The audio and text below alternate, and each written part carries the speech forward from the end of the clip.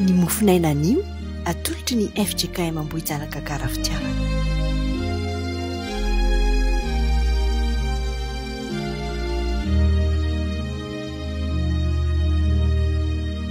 Mampitombona ao amin'ireo mandrakarivana ny fahasoavana sy ny fiadanana avy amin'Andriamanitra raitsika Jesosy Kristy Tompo.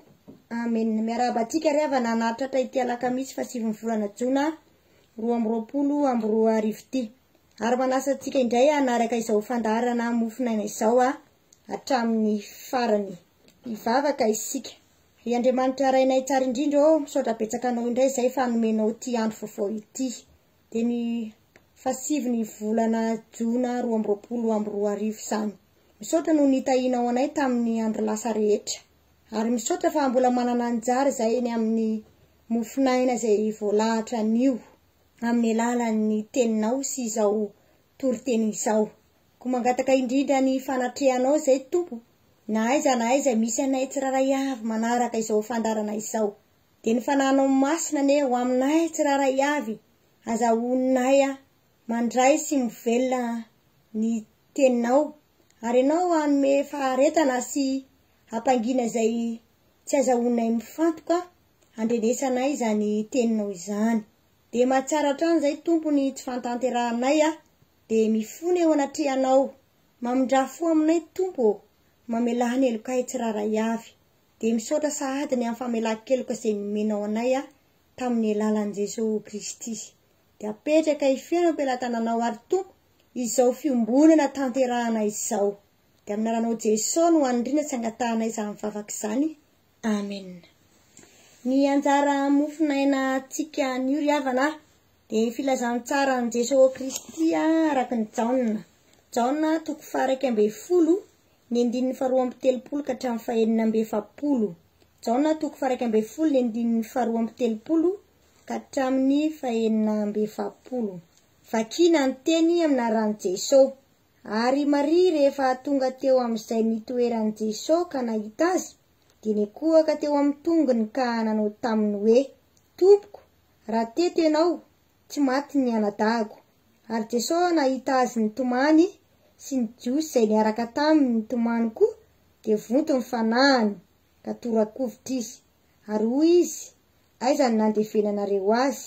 Dia hoy ireo taminy, Tompoko, andeha izaho. Jesosy nitomany dia hoy ny jiosy, akory ty habean'ny fitiavany azy. Fa hoy ny sasany, moa tsy hain'ilay ity izay nampahiratra amin'ny mason'ny jamba va no manao izay tsy hahafaty andra lehilahy ty. Dia avoty indray ny fanahan'i Jesosy ka nakeo amin'ny fasany izy.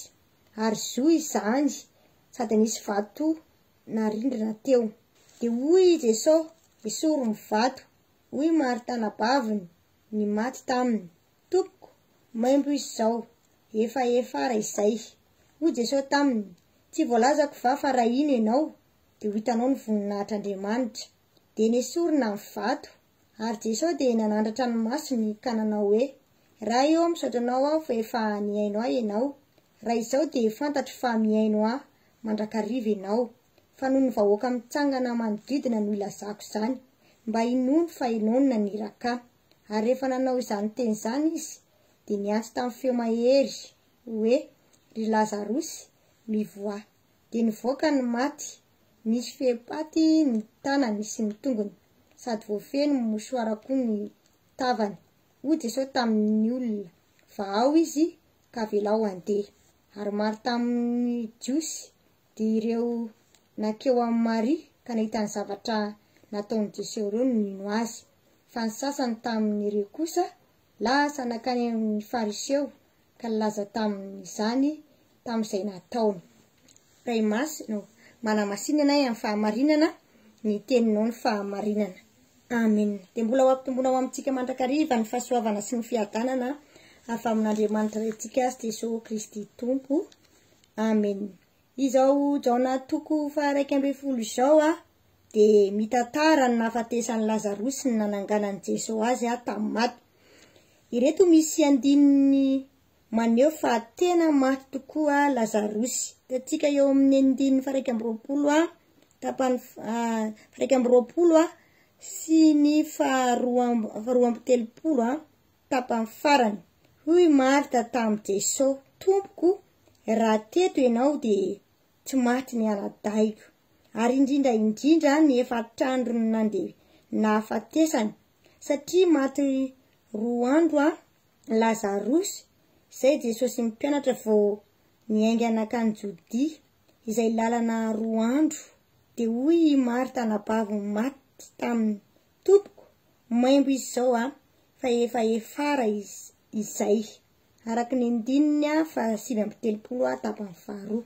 Maneho zany fa tena maty tokoa Lazarosy fa tsy mody maty. Izao tantara izao koa dia tena maneho fa tena nitsangana tamin'ny maty tokoa Lazarosy.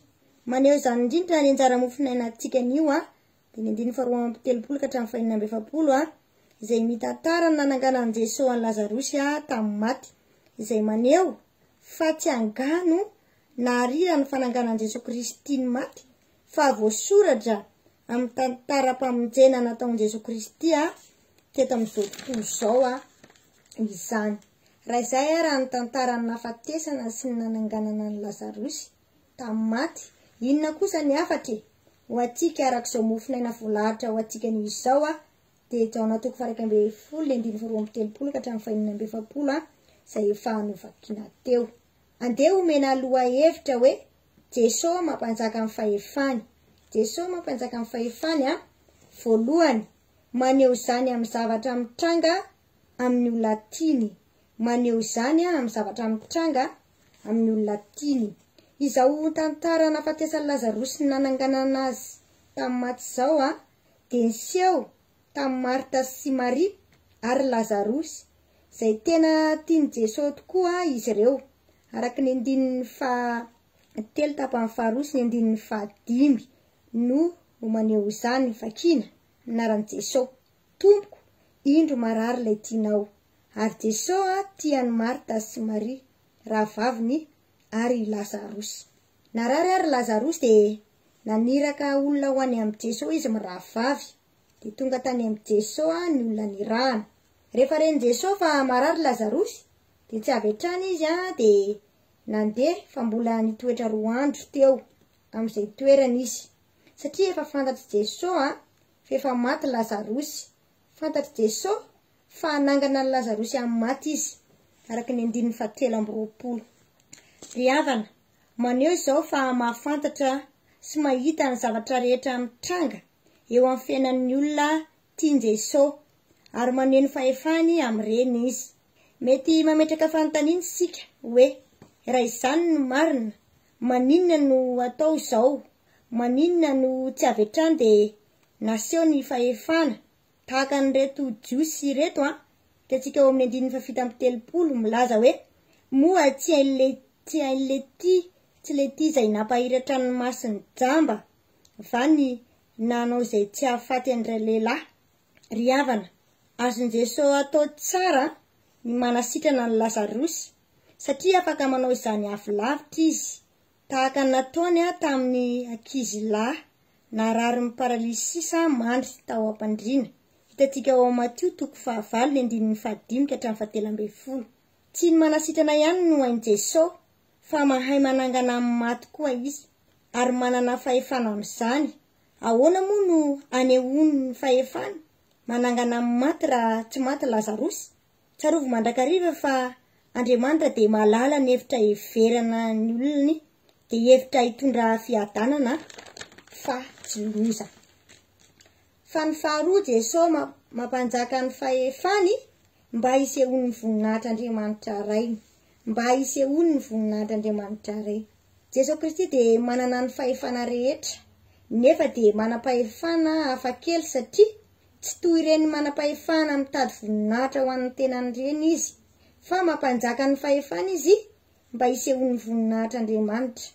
Rehefa reny Jesosy fa marary Lazarosy dia hoy izy eo amin'ny 4 tapany faharoa amin'izao 2:12 izao, tsy ho fahafatesana no anton'izany aretin'izany fa ny ampisehoana ny voninahitr'Andriamanitra. Ary dia amafisiny izany eo amin'ny 7:40 amin'izao mofinaina izao. Hoy Jesosy taminy, tsy voalazako va fa raha ino ianao dia ho hitanao ny voninahitr'Andriamanitra. Porofon'izany Melohan'ny nananganany an'i Lazarosy dia nivavaka ny saotan'Andriamanitra tamin'ny feo mafy izy. Ny antony, tiany Jesosy ho renin'ny olona manodidina teo fa ny herin'Andriamanitra no nananganany an'i Lazarosy. Tiany Jesosy ho fantatry ny olona fa tsy ny asa rery izy fa ny rahan'Andriamanitra izy hanao ny asan'Andriamanitra.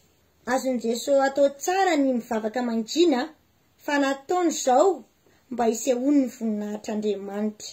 Dia hoy izy ao amin'ny andininy ao amin'ny Jaona 4:15 fa izao tsy mitady voninahitra. Ry havana malala ao amin'ny Tompo, Jesosy dia manana ny fahefana rehetra na any an-danitra na ny ety an-tany. Tsy mba mitady voninahitra ho an'ny tenany izy rehefa manao ny asan'Andriamanitra, fa ho an'Andriamanitra izay naniraka azy.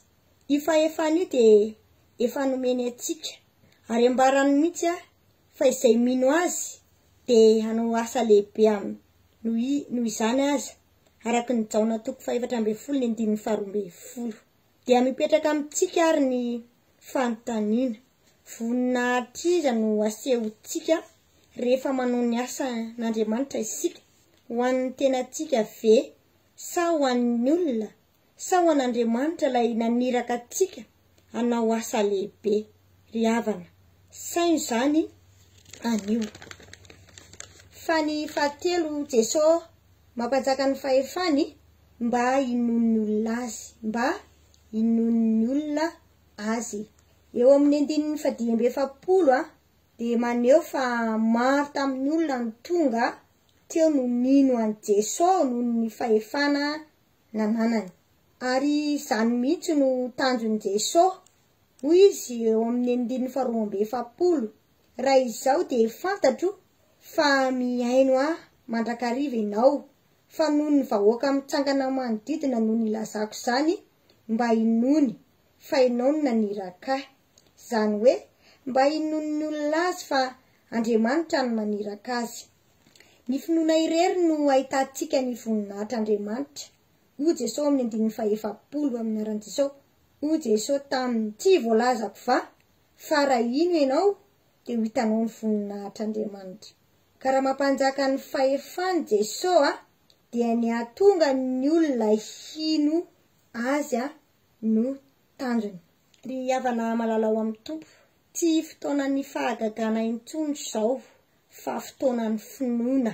Ny tsy finoana na ny tsy fampin'ny finoana dia tsy ahitantsika ny fahefan'i Jesosy miasa eo amin'ny toe-javatra, mitranga eo amin'ny fiainantsika. Koa matokian'i Jesosy dia ho hitantsika ny voninahitr'Andriamanitra.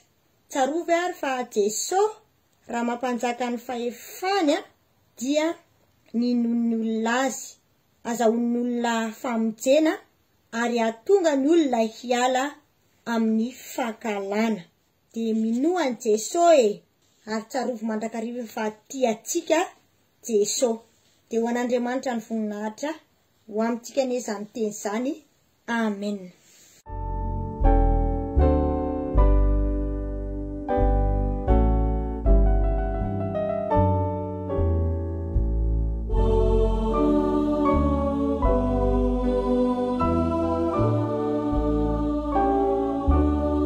Mivavaka misaotanao izay Andriamanitra ny amin'ny teninao izay nomenao anay tamin'ity anio ity.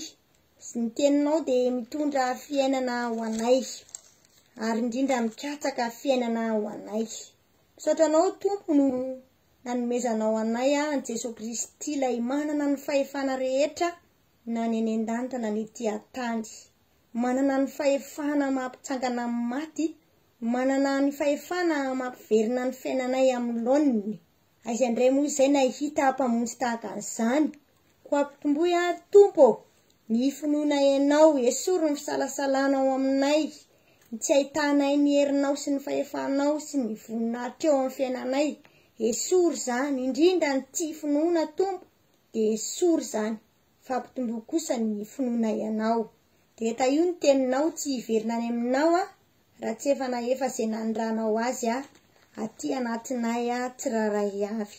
Dia mivavaka izay ho anay tsiraray avy izay mpanaraka izao fandarana izao.